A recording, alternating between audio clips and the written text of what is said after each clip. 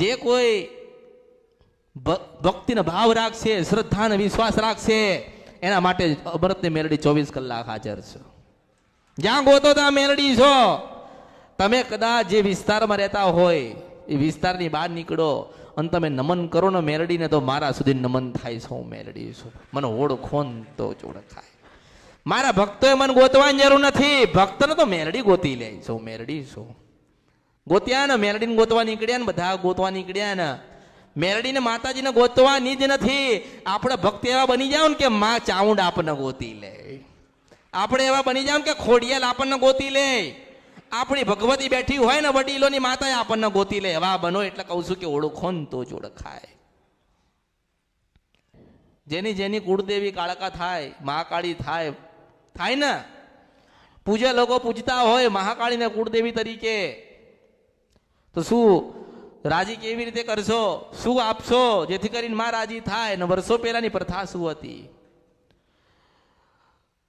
તો મહાકાળી માન જે પૂજતો હોય ને, મારી વાત જેટલી દૂર જાય, જેટલાના સમજણમાં પડ, જેટલાનો ઉતર એટલા ઉતારો, જ્યાં સુધી દૂર જાય એટલે મોકલો. કાળી 14 રાત્રે 9 વાગે એટલે કાળકા માન ચોખાનું નિવેદ ધરાવજો. પેલા તો એક સારું એ કાહાનું ભાણું લાવજો. કાળી 14 રાત્રે 9 વાગે ને એટલે કાહાનું ભાણું મેળજો. કાળકાનો દીવો કરજો. કાહાના ભાણામાં જમનારી કાળકા છે. શેમાં જમે છે? કાંસાના ભાણામાં જમનારી પાવાગઢની મહાકાળી માતા છે. મહાકાળી તમે ગોતો ત્યાં છે. જ્યારે આ કળિયુગની અંદર કોઈ માતા નથી ને તારી કાળી કાળી મહાકાળી હતી. શાસ્ત્રમાં, વેદમાં, પુરાણમાં કે ગ્રંથમાં થતો હોય ઉલ્લેખ તો આદ્યાશક્તિ, ને આદ્યાશક્તિ એટલે પાવાની દેવી કાળકા. અને શંકર ભગવાને સ્વયં પાર્વતીના કાળકાના કાંસાના ભાણામાં ચોખાનું નિવેદ આલેલું છે. હું મેલડી છું. જો ભગવાન આલી શકતા હોય માતાને રાજી કરવા માટે અને માતાને ઓળખી ગયા હોય તો આપણે તો ક્યાં ભૂલા પડ્યા? એ તો જુઓ તમે. કાળી 14 એટલે કાળકાનો દિવસ કહેવાય. કાળી 14 એટલે મેલડીનો દિવસ કહેવાય. કાળી 14 એટલે જોગણીનો દિવસ કહેવાય. કાળી 14 એટલે ઝોપડીનો દિવસ કહેવાય. કાળી 14 એટલે ભૈરવનો દિવસ કહેવાય. અને કાળી 14 એટલે હનુમાનજીનો દિવસ કહેવાય. પેલા તો તમારી કુળદેવી કાળકા થાય છે એવું નક્કી કરજો કે હા અમારી કુળદેવી કાળકા થાય છે ને અમે કાળકા માને બહુ ભજન કરીએ છીએ ને ભક્તિ કરીએ છીએ ને યાદ કરીએ છીએ. તો કાળકા માતાના જાસૂદનો હાર પહેરાવજો. હું મેલડી છો. કાળા કલરની એક ચુંદડી ઓઢાડજો. 5 ચાંદલા કરજો. કાંસાના ભાણામાં રાત્રે 9 વાગે કાળકાના 500 ગ્રામ ચોખાનું નિવેદ ધરાવજો. નિવેદ ધરાવતી વખતે માને એટલું કહેજો કે માં અમે હજારો કરોડો લાખો ગુના કર્યા પણ કાળકા તું રાજી થજે.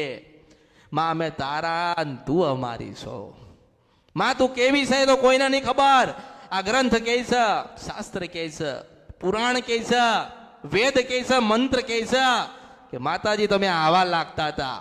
પણ હું એવું કહું છું કે માં નાની એ નથી ને મોટી એ નથી, રંગ નથી, રૂપ નથી, આકાર નથી, વિકાર નથી. એને તો બ્રહ્મા વિષ્ણુ મહેશ જન્મ આપ્યો એટલે આદ્યા શક્તિ કહેવાણી. ઓળખો તો જ ઓળખાય. કોઈ નાની નથી ને કોઈ મોટી નથી, કોઈ કાળી નથી ને કોઈ ધોળી નથી. માં એટલે માંથી મોટું. બધાએ ભગવાન મોટા કર્યા ને ભગવાન મોટા કીધા. ભલે ભગવાન મોટા, મહાદેવ મોટા, શંકર ભગવાન મોટા, પણ તમારા ઘરે બેયેલી કાળકા છે ને એ જ પૂછે તમારો ભગવાન છે. એટલું યાદ રાખજો. હું મેલડી છું. કાળકાના કાળી 14 રાજી કરજો. કાંસાના ભાણામાં 500 ગ્રામ ચોખાનું નિવેદ માતાને જમાડીને એટલું કહેજો કે માં અમે તારા ને તું અમારી છો. જીવાડો તોય તું ને મારો તોય તું ને તારા તોય તું. આ દુનિયા અમારી નહીં, અમે તારા ને તું અમારી છો. તે માં તું રાજી થા, રાજી થા, રાજી થા, રાજી થા, રાજી થા, રાજી થા. સાચા ભાવથી, સાચા ભક્તિથી અને પોતાનું જીવન કાળકાના નામે સમર્પિત કરશો તો મહાકાળીના કાળી ચૌદસે જેને જેને નિવેદ આપ્યા રાત્રે 9 વાગે લાડ લડાયા તો યાદ રાખજો તેના પાવાગઢના દર્શન થશે. હું મેલડી બોલું છું. મારી રચેલી રચના છે, હું લાવી છું. કોઈ શાસ્ત્રમાં લખ્યું નથી. કોઈ જગ્યાએ કાસાના બાણોનો ઉલ્લેખ છે પટેલ?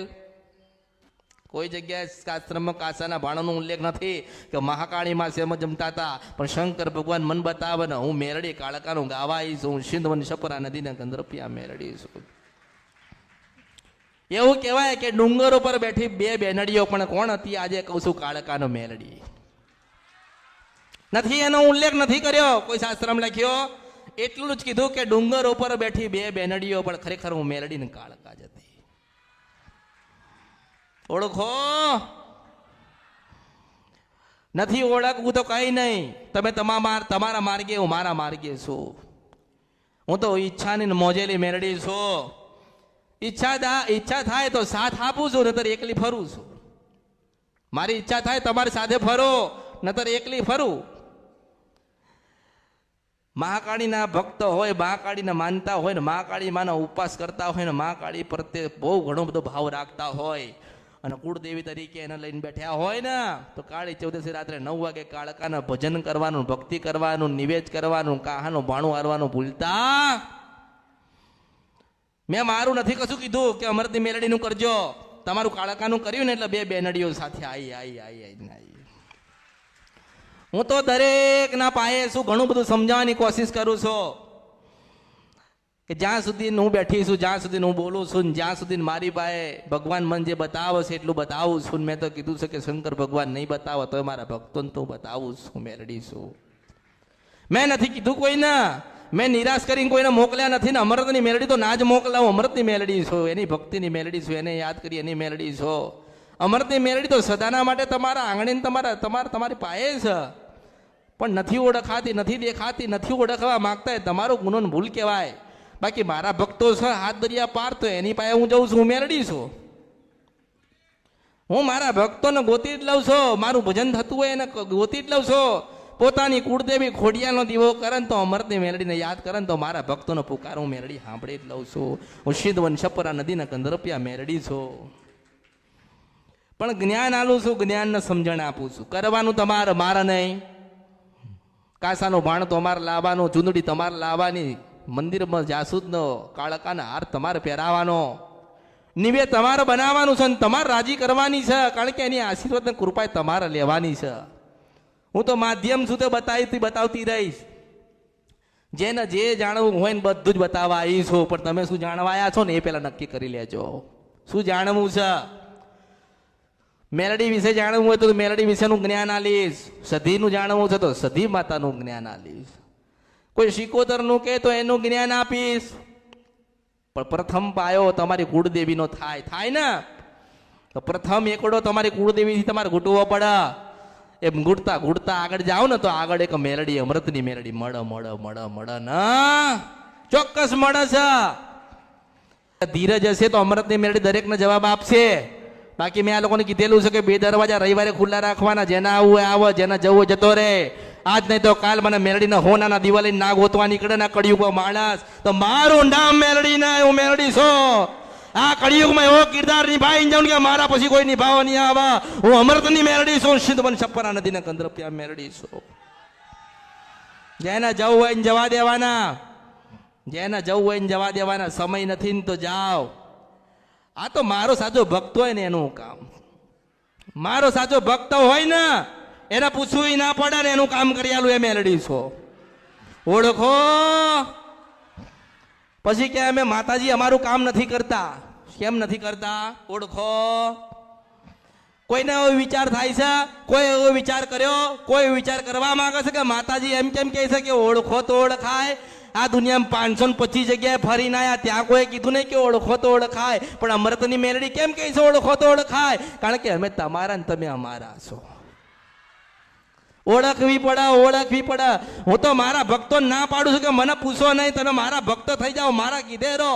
હું કહું છું ભજન કરો રાત્રિ 12 નો, તમારી માને લાલ લડાવો, માને ઘોડા નાખો, માને નિવેદ આલો, સાડી પહેરો અને માને એવું કહો કે માં અમે તારન તો અમારી છો, અને તમારી માં ના કામ કરે પછી મારા ચરણ મારા શરણમાં આવજો, હું સિંધવન છપરા નથી 15 રૂપિયા મેળડી છું. એટલે જેને જેને જ્ઞાન જોઈએ, સમજણ જોઈએ, બધું જ આલ્યું છે. અને તમારે જ્યાં જવું હોય ત્યાં જોવડાવો. સમય નથી ને તો કઈ નહીં, જાઓ ફરો તમે ને તમારું નસીબ. મેં શું કીધું કે અમૃતની મેલડીના જે સાચા ભાવિક હશે ને એના કામ એની જાતે જ થઈ જશે. હું મેલડી છું, પૂછવું નહીં પડે, કશું જ નહીં પડે. અને સપનામાં આવીને વાત માંડનારી હું મેલડી છું, પ્રથમ મેલડી છું. અને વધારે ભાવ રાખો, વધારે ભક્તિ કરો તો કઈક 4 હસ્તે ડોશીના રૂપે મળું છું, મેલડી છું. ઓળખો એટલે કુળદેવી પાસે માગો તો એવું માગજો કે તમારા બાળકોને કામમાં આવે, રૂપિયા વપરાઈ જાય, ગાડી જૂની થાય, મકાને જૂનું થાય, પણ માની આશીર્વાદ ને કૃપા હોય ને એ કોઈ દાડો જૂની થતી, એ સદાના માટે મારા આજી થઈને આશીર્વાદ જ હાલતી હોય છે. જો તમારી માં તમને કંઈક બતાવે કે ના બતાવે, તમારી માં તમને કંઈ કહે કે ના કે, મેં તમને ઘણું બધું કીધું ને એનું થોડું થોડું એ પાલન કરજો.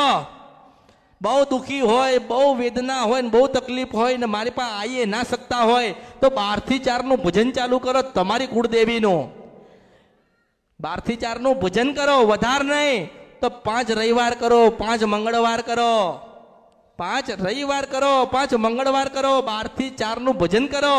અને તમારી દીવામાં બેહેલી માતા તમને કંઈક દેખાડે ને પછી મને મળવા આવજો, હું મેલડી છું આ કળિયુગમાં. એટલે તમે જે સપના લઈને આવ્યા હોય ને એનાથી અલગ હું તમને જીવાડીશ. તમે જે ભાવ લઈને આવ્યા છો ને, મનથી જે ભાવ લઈને આવ્યા હોય ને કે માતાજીની પાસે જઈએ છે ને માતાજીને રાજી કરીશું, તો હું રાજી છું. મેં કોઈની પાસે કઈ માગ્યો? અરે હું તમારી ને તમે મારા છો, શું કરવા? અને હું તો દેવા વાળી છું, લેવા વાળા બેઠ્યા હશે કોક, હું તો દેવા વાળી છું ને. માં માગે નહીં, માં સદા આપતી હોય ને. મારા ભક્તોએ મને એક નાની ચૂંદડી ઓઢાડીને તો હું રાજી હોય. કોઈક એક ફૂલ લઈને આવે ને તોય મેલડી રાજી હોય, સુખડી ધરાવે તો એ રાજી હોય, માં કહીને આવે તો એ રાજી હોય. કારણ કે હું તમારી ને તમે મારા છો.